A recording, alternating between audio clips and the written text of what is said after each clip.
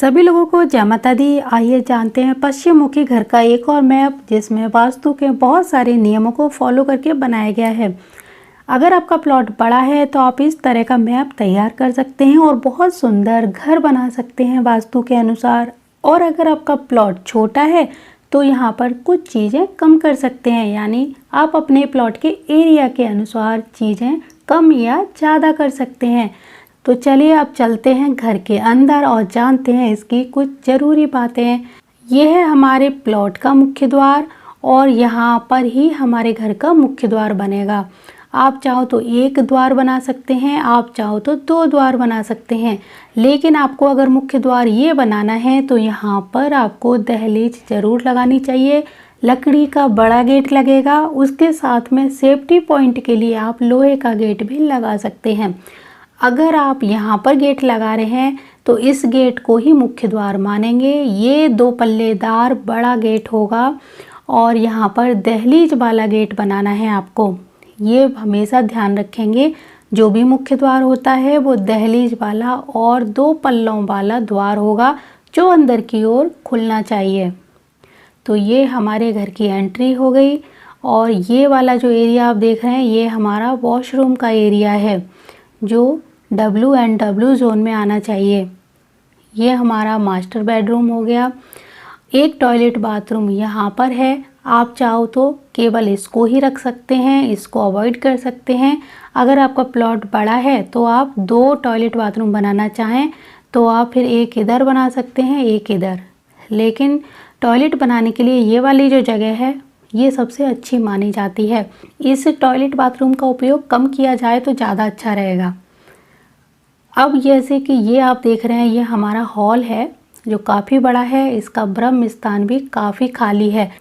ब्रह्म स्थान के एरिया पर किसी भी प्रकार का कोई वजन नहीं आना चाहिए। अगर हमारा ब्रह्म स्थान यहाँ पर आता है तो कोई भी सोफ़ा या कारपेट या डाइनिंग टेबल इसके ऊपर नहीं आए तो ज़्यादा अच्छा रहेगा, इस बात का ध्यान रखें। यहाँ हमारी सीढ़ियाँ बनी हुई हैं और ये है हमारी अग्निकोण में रसोई। एक कमरा यहाँ पर बना हुआ है। इस कमरे में वेंटिलेशन के लिए ये एक डोर दिया गया है और ये वाला छोटा सा एक गार्डन आप देख सकते हो जो कि अग्निकोण तक जाता है। और रसोई घर के अंदर से भी एक छोटा सा द्वार दिया गया है इस एरिया में जाने के लिए, जहाँ से आपको अच्छी और भरपूर मात्रा में धूप मिलेगी। यहाँ आप प्लांटेशन कर सकते हैं। यहाँ पर तुलसी के बहुत सुंदर सुंदर पेड़ पौधे लगा सकते हैं। ये जो एरिया है पूरे घर के लेवल से थोड़ा सा डाउन रखिएगा तो बहुत अच्छा रहेगा। और इस घर के बारिश के पानी का स्टोरेज अगर यहाँ पर किया जाए, यानी छत के ऊपर से बारिश का पानी बहता हुआ इस एरिया में इस गार्डन में जाए तो बहुत ही ज़्यादा शुभ माना जाता है।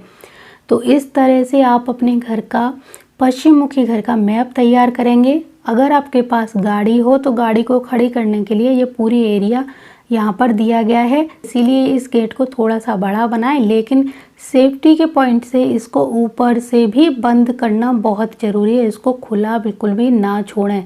इसके ऊपर आप जो जाल आता है वो डाल सकते हैं। और एक सबसे ज़रूरी बात ये कि अपने घर के चारों ओर 2 से 2.5 फुट के करीब जगह खाली ज़रूर छोड़नी चाहिए। और एक चीज़ और कि घर के अंदर की जो नालियां हैं वो आपको कैसे निकालनी है, इसका सेपरेट वीडियो मैंने अपने चैनल पर कम से कम 2-3 वीडियो बना के डाले हैं कि हमारे घर की नालियां कैसे निकलनी चाहिए। हर दिशा से रिलेटेड वीडियो है मेरे चैनल पर, तो घर की नालियों वाला वीडियो ज़रूर देखें, क्योंकि हमें अपने घर की जो नालियाँ हैं वो इस तरह से नहीं निकालनी है। अगर आप इस तरह से नालियाँ निकालेंगे तो ये बहुत बड़े वास्तु दोष को क्रिएट करेंगी।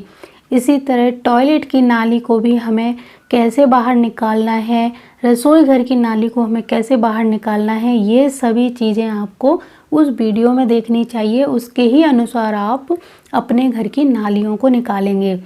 एक ज़रूरी बात और ध्यान रखें कि छत के ऊपर पानी की टंकी कभी भी इस एरिया में, अग्निकोण के एरिया में, नैऋत्य कोण के एरिया में नहीं होनी चाहिए। अगर छत के ऊपर आपको पानी की टंकी रखनी है तो आप यहाँ पर रख सकते हैं, पश्चिमी एरिया में रख सकते हैं, पश्चिम दिशा के वरुण के पद पे रख सकते हैं। बहुत ज़्यादा मजबूरी हो, अगर ये एरिया आपको खाली नहीं मिलता है तो आप दक्षिण में रख सकते हैं। लेकिन इसको डायरेक्ट छत के ऊपर ना रख के थोड़ा सा नीचे 2-4 इंच का एक प्लेटफॉर्म बनवाकर उसके ऊपर रखिए, क्योंकि यहाँ पर अग्नि तत्व होता है, इसीलिए यहाँ जल तत्व अच्छा नहीं माना जाता। फिर भी अगर आपको रखनी है तो लाल कलर की टंकी रखिए, यहाँ पर काली या सफ़ेद रंग की टंकी बिल्कुल भी मत रखिए। अग्नि कोण के इस एरिया में भूल कर भी पानी की टंकी ना नीचे होनी चाहिए ज़मीन के, ना ही ऊपर। ईशान कोण के या उत्तर दिशा के इस एरिया में भी पानी की टंकी छत के ऊपर बिल्कुल भी नहीं होनी चाहिए। अगर आपको पानी की टंकी इस एरिया में रखनी है तो ज़मीन के अंदर रखिए, लेकिन छत के ऊपर इस एरिया में पानी की टंकी बिल्कुल भी ना रखें। तो कुल मिलाकर अगर मैं आपसे कहूँ कि छत के ऊपर पानी की टंकी आपको इस एरिया से इस एरिया तक नहीं रखनी है, मान गए उत्तर दिशा से लेकर नैऋत्य कोण तक नहीं रखनी चाहिए। अब छत के ऊपर पानी की टंकी हम कहाँ रख सकते हैं?